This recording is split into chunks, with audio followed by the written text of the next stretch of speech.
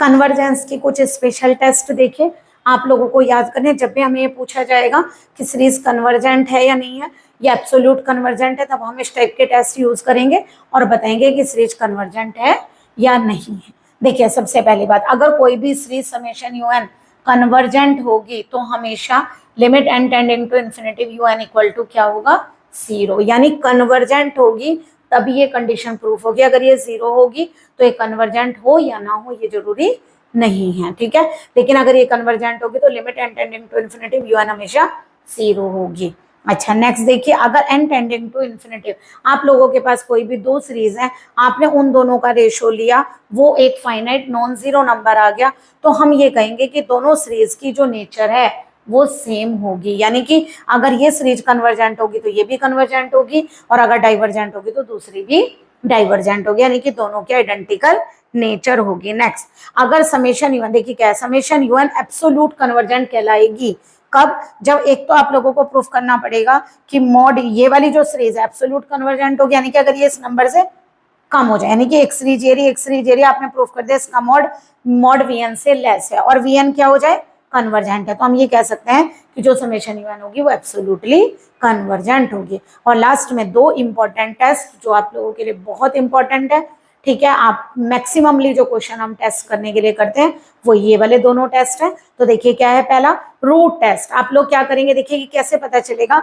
आप दोनों में से कौन सा टेस्ट अप्लाई करेंगे।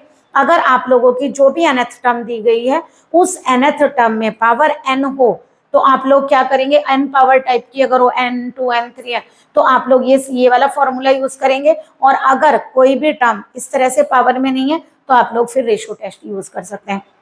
तो फॉर्मूला क्या है, अगर limit n tending to infinitive mod U N की पावर 1/n करने पर आंसर लेस देन 1 आया तो हम बोलेंगे कि जो समेशन यू एन है वो कन्वर्जेंट होगी एब्सोल्युटली। लेकिन अगर ग्रेटर देन 1 आया तो वो डाइवर्जेंट होगी, ठीक है। ये कहलाता है आप लोगों का रूट टेस्ट। लेकिन रेशो टेस्ट में क्या होता है, आप लोगों ने एक टर्म लेंगे un, मान लीजिए आपने nth टर्म फाइंड कर ली, nth टर्म से आप n+1 टर्म फाइंड कर सकते हैं, दोनों का रेशो अगर लेस देन 1 आया और उसका मॉडुलस किया गया तब, ठीक है, तो वो कहलाएगा कन्वर्जेंट। ये भी लेस देन 1 पे कन्वर्जेंट है, ग्रेटर पे डाइवर्जेंट, ये भी लेस देन 1 पे कन्वर्जेंट है और ग्रेटर पर डाइवर्जेंट। इसके अलावा एक टेस्ट और भी होता है आप लोगों का जिसको हम बोलते हैं पी सीरीज टेस्ट। चलिए वो और बता देते हैं आप लोगों को।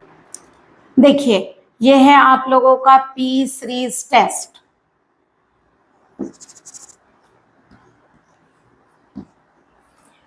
देखिए नेक्स्ट टेस्ट है आप लोगों का पी सीरीज टेस्ट। देखिए पी सीरीज टेस्ट क्या होता है, यदि आप लोगों को कोई भी सीरीज दी गई समेशन 1/n की पावर p, तो ये कन्वर्जेंट कब होगी, is convergent when p greater than 1। लेकिन अगर समेशन ऑफ 1/n की power p is divergent, divergent कब होगी, when p less than equal to 1।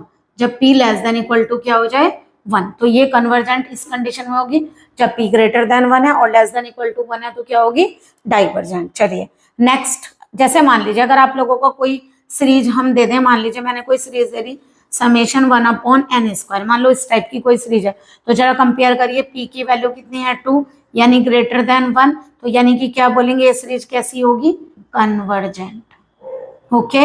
और अगर मान लीजिए आप लोगों को ऐसे दे दिया जाए समेशन 1/n, तो यहाँ p की वैल्यू कितनी है 1, तब भी क्या होगी, डाइवर्जेंट। या फिर ऐसे दे दिया जाए समेशन 1/n की पावर 1/2, तो p कितना है 1/2, लेस देन 1 है, तो इसका मतलब ये भी क्या होगी, डाइवर्जेंट। तो समझ में आ गया आप लोगों को, ये कहलाती है आप लोगों की पी सीरीज टेस्ट। तो आप लोगों को जितने टेस्ट बताए गए उनसे आप किसी भी सीरीज को ये बता सकते हैं कि वो कन्वर्जेंट है या डाइवर्जेंट है ना। और अगर हम उसका मॉड्यूलस लेके कर लेते हैं तो वो एब्सोल्युटली भी बता सकते हैं। तो चलिए अब आप लोगों को बताते हैं रेडियस ऑफ कन्वर्जेंस।